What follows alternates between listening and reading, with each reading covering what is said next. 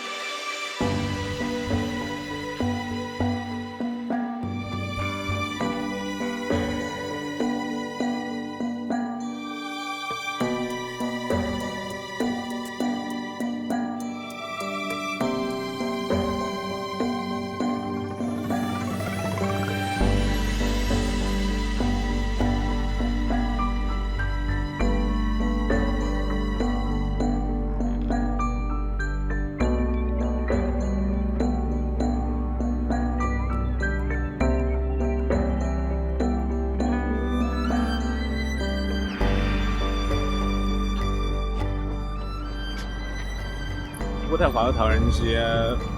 中国城非常的小，跟多伦多和蒙特利尔没有办法比。但是这个大牌坊修的还是挺不错的。我发现在北美的各个大城市的唐人街呢，都会有一个这样子的一个大牌坊。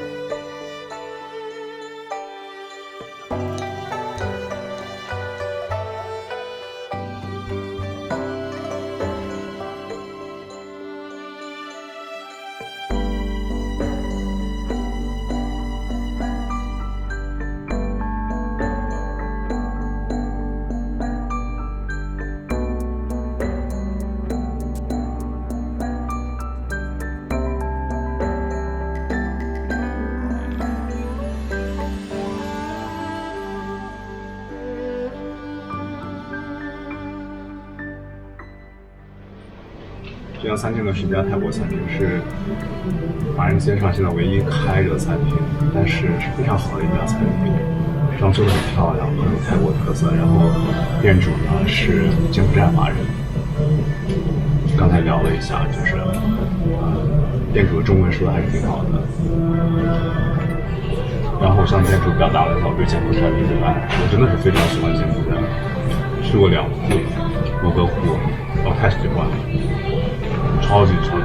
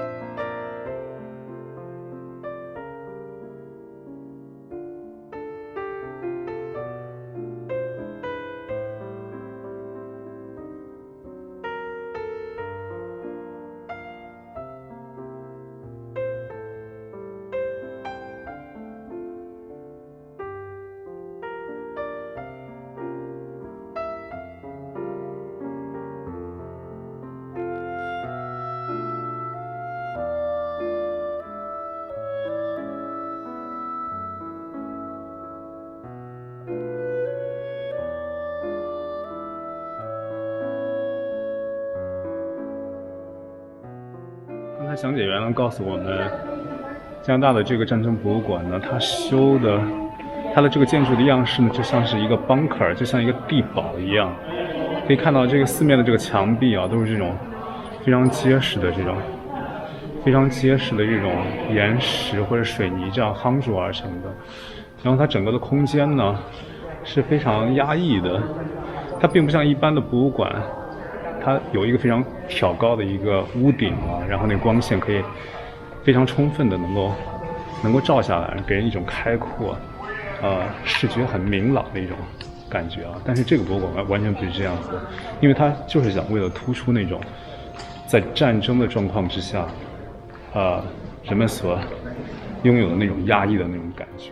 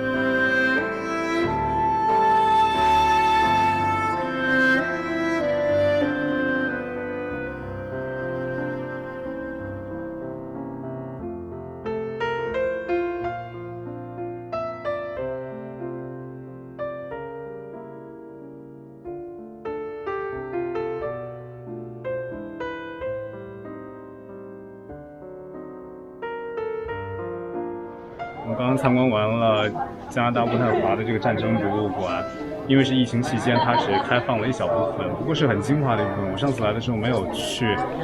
那个大厅，就是摆满了坦克，然后还有飞机，很壮观的一个大厅。不过我们就逗留的时间太短了，大概逗留几分钟的时间，然后我们必须得跟着这个讲解员一直往前走才可以。所以下次来的时候，全部解禁的时候，